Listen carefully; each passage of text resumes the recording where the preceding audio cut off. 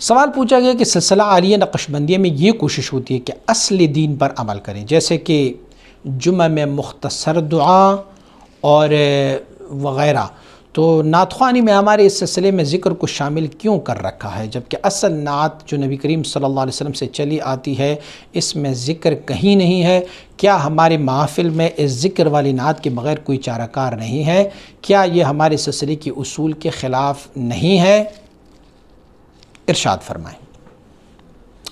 زبردست سوال پوچھا ہے۔ اگر آپ کا سوال یہ ہے کہ کیا ذکر نعت کے ساتھ ذکر کی جواز ہے یا نہیں، تو اس پر ہم ایک کلپ اپلوڈ کر چکے ہیں، آپ اسے برائے مہربانی دیکھ لیں۔ پھر اس میں اب اصل مطلب کے پاس آتے ہیں کہ آپ نے کہا ہوا ہے کہ سلسلہ عالیہ نقشبندیہ میں اصل کو ہی فالو کیا جاتا ہے، تو اصل فی الاشیاء اباحت ہے، چیزوں میں اصل مباح ہے، جب تک کہ اس کی رد میں کوئی بھی دلیل موجود نہ ہو۔ آپ مجھے ایسے کوئی دلیل لا کے دیں کہ نعت کے ساتھ ذکر ممنوع ہے، حضور کے زمانے میں یا حضور کے بعد کسی بھی بزرگ نے کہا ہو، کسی صحابی نے کہا ہو کہ نعت کے ساتھ ذکر ممنوع ہے۔ میں نے دلیل دی ہے کہ اصل فی الاشیاء اباحت ہے، چیزوں میں اصل جو ہے وہ مباح ہے جب تک کہ اس کی رد میں کوئی دلیل موجود نہ ہو۔ اچھا، یہ دلیل نہیں ہے کہ زمانہ نبی صلی اللہ علیہ وسلم میں یہ چیز نہیں تھا تو اب کیوں یہ ہو رہا ہے؟ حضور کے زمانے میں لاؤڈ سپیکر نہیں تھا، اب آپ جو نعت پڑھ رہے ہیں لاؤڈ سپیکر میں پڑھ رہے ہیں۔ حسان ابن ثابت نے حضور کے سامنے سپیکر میں نعت پڑھا تھا؟ نہیں پڑھا تھا۔ آپ سپیکر میں پڑھ رہے ہیں، لیکن چونکہ ہمیں زمانہ نبوت یا بعد میں سپیکر پر نعت پڑھنے کی کوئی ممانعات نہیں ہے تو اسی لیے ہم پڑھ رہے ہیں۔ اچھا، اگر آپ کہیں گے کہ حضور نبی اکرم صلی اللہ علیہ وسلم بارک کے زمانے میں یہ چیز نہیں تھی اب یہ چیز ہے، تو جو چاروں سلاسل مروج ہے اسے مجھے آپ ثابت کر کے دیں کہ حضور نبی اکرم صلی اللہ علیہ وسلم نے فرمایا ہوگا یہ سلسلہ نقشبندیہ ہے، یہ سلسلہ چشتیہ ہے، یہ سلسلہ قادریہ ہے، یہ سلسلہ سروردیہ ہے، یا آپ مجھے بتائیں گے کہ حضور نبی اکرم صلی اللہ علیہ وسلم بارک نے ان سلاسل کی اذکار کو ہمیں بتایا ہوگا، یا پھر آپ مجھے ثابت کریں کہ آپ کہہ رہے ہیں کہ سلسلہ عالیہ نقشبندیہ لگتا ہے، آپ نے اپنے نام کے ساتھ نقشبندی بھی لگایا، آپ مجھے بتائیں کہ حضور نبی اکرم صلی اللہ علیہ وسلم کے زمانے میں حضور پاک نے یا صحابہ کرام میں سے کسی صحابی نے کسی دوسرے کو لطیفہ قلب پہ انگلی رکھی ہو، لطیفہ روح پہ، لطیفہ سر، لطیفہ خفی، لطیفہ اخفا، لطیفہ نفسی اور لطیفہ قالبی، اور اس کو بتایا ہوگا کہ یہ نقشبندیہ ہے، اس میں ایسے ذکر کرتے جاؤں گے؟ اگر نہیں کہا ہوا ہے تو پھر تو لگتا ہے یہ بھی اصل نہیں ہے حضور نبی اکرم صلی اللہ علیہ وسلم۔ اچھا، آپ کہتے ہیں کہ حسان ابن ثابت نے تو نعت ذکر کے ساتھ نہیں پڑھی تھی، لیکن مجھے آپ ثابت کر کے دیں گے کہ حسان ابن ثابت نے ترنم کے ساتھ نہیں نعت پڑھی تھی؟ وَأَحْسَنُ مِنْكَ لَمْ تَرَ قَطُّ عَيْنِي وَأَجْمَلُ مِنْكَ لَمْ تَلِدِ النِّسَاء خُلِقْتَ مُبَرَّأً مِنْ كُلِّ عَيْبٍ كَأَنَّكَ قَدْ خُلِقْتَ كَمَا تَشَاءُ، ایسے پڑھی تھی؟ نیور۔ حسان ابن ثابت نے ایسے پڑھی تھی، وَأَحْسَنُ مِنْكَ لَمْ تَرَ قَطُّ عَيْنِي وَأَجْمَلُ مِنْكَ لَمْ تَلِدِ النِّسَاء خُلِقْتَ مُبَرَّأً مِنْ كُلِّ عَيْبٍ كَأَنَّكَ قَدْ خُلِقْتَ كَمَا تَشَاءُ، ترنم سے نہیں پڑھی تھی۔ تو آپ مجھے ثابت کر لیں گے کہ حضور نبی اکرم صلی اللہ علیہ وسلم کے سامنے کس صحابی نے ترنم سے پڑھا؟ یہ آپ مجھے ثابت کریں گے سیدہ طیبہ طاہرہ فاطمہ الزہرا نے جو نعت پڑھی ہے وہ ترنم سے پڑھی تھی؟ ترنم سے نہیں پڑھی تھی، بلکہ انہوں نے نثر کے انداز میں وہ نعت پڑھی تھی۔ جب انہوں نے ترنم سے نہیں پڑھی تھی تو آج آپ کس منہ سے اس کو ترنم کے ساتھ ثابت کرنے کے لگے ہوئے ہیں؟ تو آپ میری بات تک آ جائیں گے۔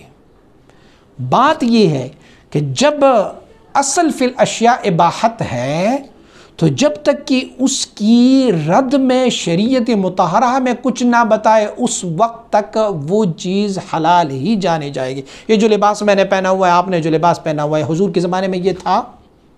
یہ لباس نہیں تھا حضور کے زمانے میں۔ جو میں گھڑی پہنتا ہوں حضور کے زمانے میں یہ گھڑی تھا؟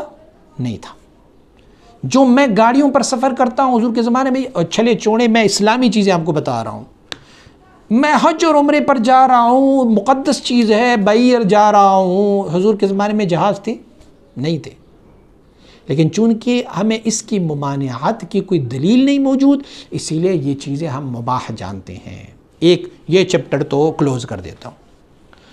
اگلا چپٹر یہ ہے کہ آپ نے کہا کہ کیا ذکر کی بغیر کوئی نعت پڑھتے ہوئے، ذکر کے بغیر ہمیں کوئی اور چارہ نہیں ہے؟ کہ ہم بالکل چارہ ہے۔ سلسلہ عالیہ نقشبندیہ نے اصل کو اپنی حالت پہ رکھا ہوا ہے۔ جو ہمارے نعت خوان حضرات نعت پڑھتے ہیں تو اس کے لیے تو ہم نے اتنی سختی کی ہوئی ہے کہ ہم کہتے ہیں بغیر داڑھی والا کوئی بھی بچہ نعت نہیں پڑھے گا۔ ایک جس نے سلسلہ عالیہ نقشبندیہ کے اسباق کو کمپلیٹ نہیں کی ہے ان کو بھی نعت پڑھنے کی اجازت ہم نہیں دیتے۔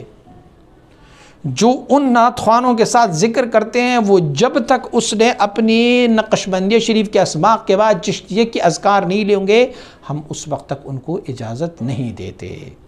رہ گئی یہ مسئلہ کہ نعت کے ساتھ ذکر کیوں کیا جاتا ہے، کیا جائز ہے یا ناجائز ہے، تو اس کی دلائل ہم دے چکے ہیں کہ جائز ہے۔ میں مختصراً آپ کو کہوں کہ پوری دنیا میں نعت کے ساتھ ذکر کی ممانعت کی ایک ہی فتویٰ آئی ہے، اور وہ فتویٰ کہاں سے آیا ہے؟ بریلی شریف سے آیا ہے۔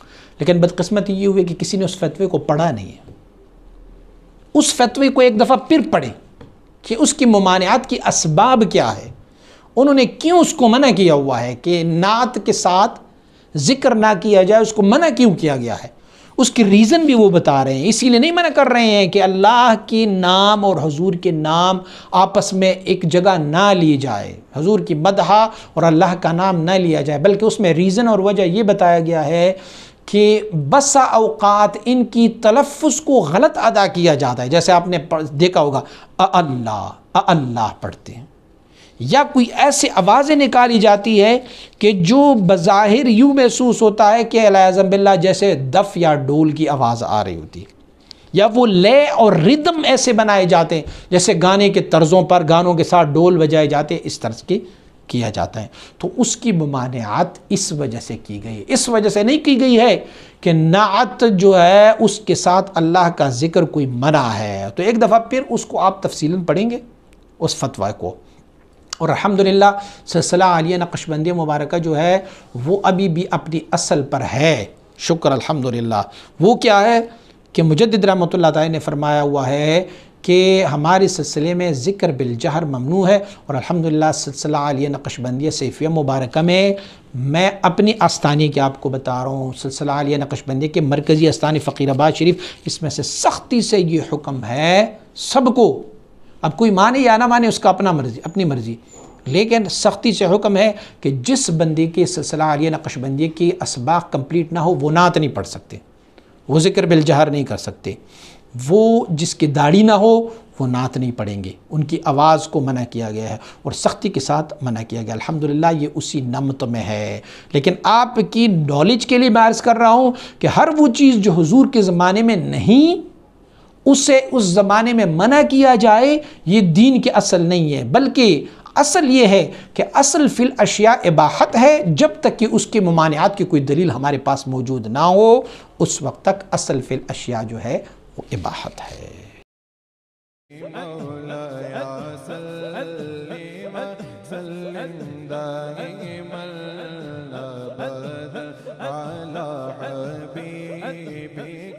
خیر الخلق کل